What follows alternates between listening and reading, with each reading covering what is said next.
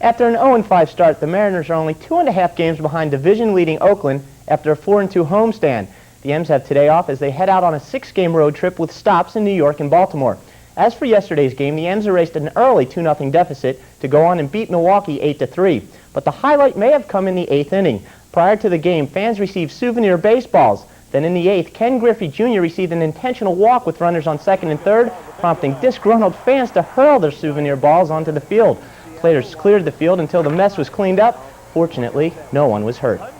One-day game in the big leagues today as Tim Raines in Chicago destroyed Boston. Raines poured it on, so to speak, as he homers here to put Chicago up 1-0. Raines would have a monstrous day, belting 3 homers, a single, and scoring 5 times. The 3 homers are the most Raines has ever hit in a game.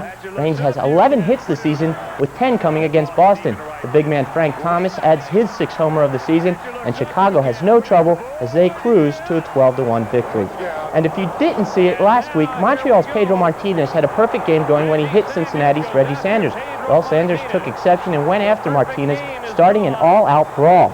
Today, the National League suspended Sanders for 5 games and fined him an undisclosed amount for charging the mound and fighting. Sanders says he will appeal the decision. A big day for runners today, as at least 5 records fell at this year's Boston Marathon. Thousands of runners packed in the starting line to take part in this year's event, all with the hopes of winning the coveted race. In the men's division, it would be a close finish, but Kenya's Cosmas Nandeti would capture first place for the 2nd straight year. After he had a kid last year, and he named him Boston after the marathon. Nandeti set a record time of 2 hours, 21 minutes, and 15 seconds. On the women's side, German Uta Pippig would take the honors. Spokane's own Kim Jones would be the top American finisher, coming in 8th. The Sonics are off tonight as they head to Phoenix to take on the Suns tomorrow night. The Soups have just 4 games remaining in the regular season, with 3 of those on the road. Saturday's winner over Houston gave the Sonics 60 wins on the season, making them the 36th team in NBA history to achieve that feat. Over in the college ranks, the original Michigan Fab 5 is now down to the Fab 3. Today, Juwan Howard announced he's turning pro. Howard said he's been thinking about the move all season, saying it's time to move on. Howard would have been a senior next season. He follows in the footsteps of former Michigan star Chris Webber, who left last season and is now a member of the Golden State Warriors. Finally, a few NFL notes. Houston defensive star Sean Jones has jumped ship to Green Bay. Jones signs a 3-year deal for an undisclosed amount. Former San Diego quarterback John Freeze has taken his act to Washington. Freeze inks a 1-year deal at $900,000. Philadelphia has traded cornerback Ben Smith to the Denver Broncos for a '95 draft pick. Smith was the Eagles' first draft pick in 1990 out of Georgia. And Atlanta has re-signed quarterback Bobby Hebert to a 1-year deal. Hebert made $3.5 million last year, but will make considerably less next season. You know, I kind of like this. I feel I have so much more room over here now. Kick your feet up, Dave. Yeah, I think you were invading my space a little bit, and it's good to have you over there. Better lighting. You look so much better. Do I? And Dave might fall asleep over here as he reclines. You look fine. He's just kicking back there. Got that little Clark Kent thing there going, too. That's good. I like it.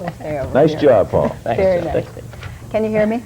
If you can hear me, consider yourself a lucky person. You know, there are thousands of people who are hearing impaired, and they can't hear this. But a push is being made that might help change that. Find out how next. But first, let's see what's coming up on Northwest Nightcast at 11. Good evening. I'm Kevin Schaub. Remember the Doomsday Plan? It was the U.S. government's plan on what to do in the event of a global nuclear war. Well, the government has now scrapped the plan. We'll tell you all about it tonight on Northwest Nightcast. We'll see you at 11.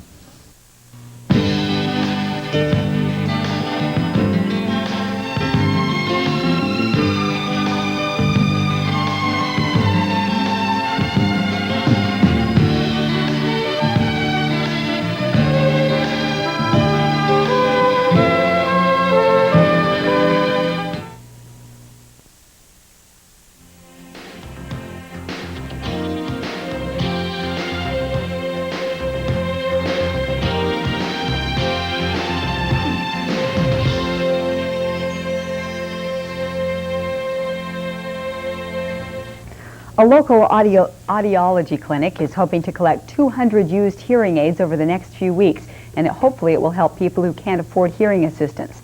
Thompson Audiology is asking anyone who has old used hearing aids to drop them by their office.